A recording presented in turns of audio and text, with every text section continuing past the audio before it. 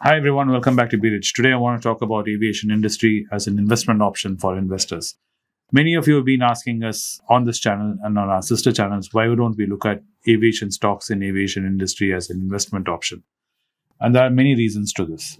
The first being the industry itself is very price sensitive. Price sensitive in two portions. One, there's stiff competition between the airlines because in a market like India, airline tickets are very sensitive to price because Indian only like to fly if it made sense compared to taking a train there.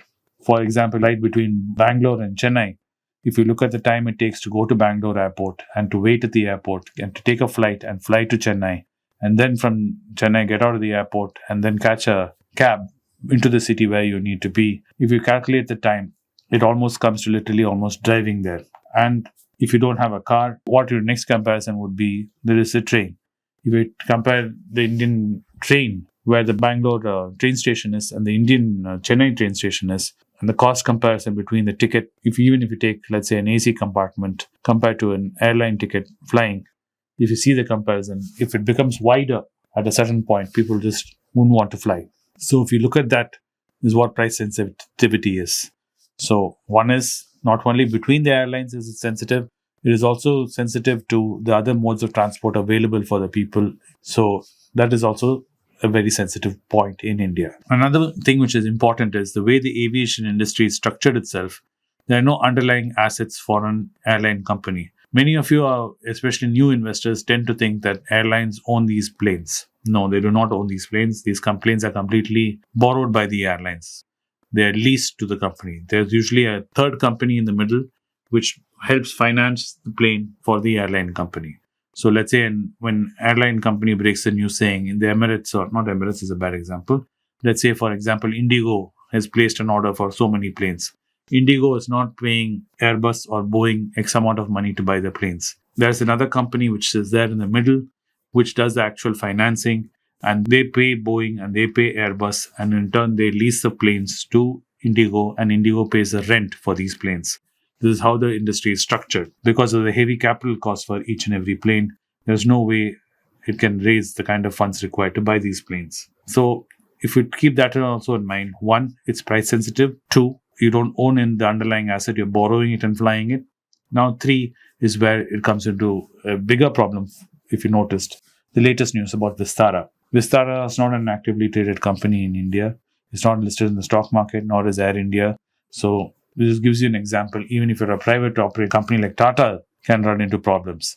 Recently in the news it came in the headlines that 50-odd flights were cancelled.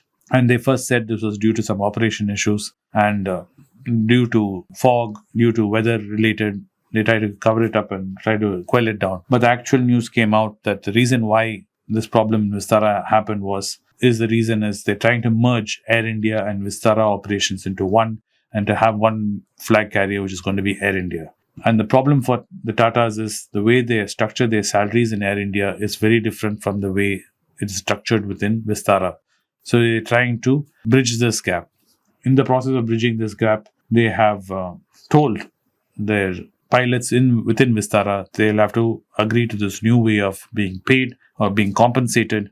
And the pilots in Vistara have flat refused to sign on board to this new pay structure. And this has led to a conflict within the pilots of Vistara and the management, which has led to a lot of them taking a sick leave and the cancellation of flights. Yes, this will eventually get worked out, and some pilots might leave because they'll find other opportunities, work for other airlines. And the remaining pilots will, of course, comply and agree to this new pay structure. After a one-time kind of settlement is paid to them, it'll move forward. But this kind of disruption rolls on into a huge cost for the company. 50 flights being cancelled is a huge amount of flights for a company like Vistara.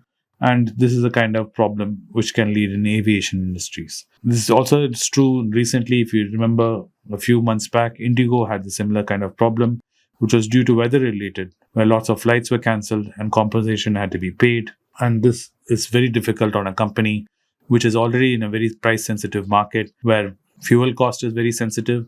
Like I said, intercompetition between interflights is very sensitive. Then, of course, passengers are also very sensitive when they have other options of taking transportation. So, if you look at it all this, the profit margins an aviation company can make is very thin.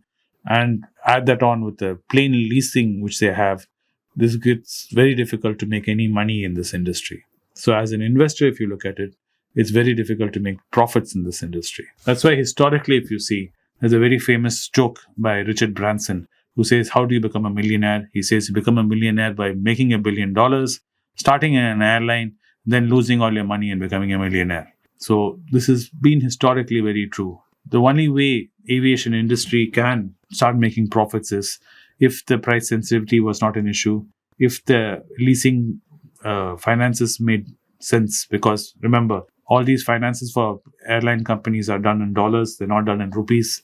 That's another thing which you should keep in mind. And also stability in the fuel cost. So if you look at it in all this, it really doesn't make sense in investing in aviation industry.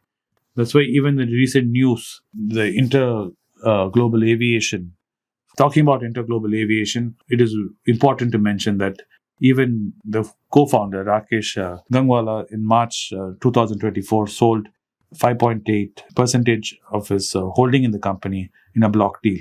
So if you look at it all this, there is general consensus in most investors that aviation industry is a very tough industry to make money in. It's a very tough industry to see a profit in. So as an investor, that too, investors like us with little capital and the little money we have, there are better pockets of opportunities for us to put our money in to make better returns than the aviation industry. This is the main reason why Anand doesn't talk about aviation industry and we don't talk about aviation industry. Even Warren Buffett has burnt his hands in the aviation industry. A man who is known as the Wizard of Omaha has also shies away from aviation industry. Thanks for watching the video, guys, and I'll see you in the next one soon. Bye. It's a great privilege and honor that so many of you in thousands have subscribed to my channel and have supported me. I have written 2 books in English, The Alchemy of Money and Ordinary Stocks, Extraordinary Profits. These books are published by us and are ready. If you want to procure a copy, send us a message to the WhatsApp number given below and my team would respond to you. If you want an Amazon Kindle copy, you can click the link below. Finally, those who wish to consult with me can send a mail to berichenglish@gmail.com. Once again, I thank you for your support. If you like this video, press the subscribe button of my channel, hit the like button and turn on the bell notification.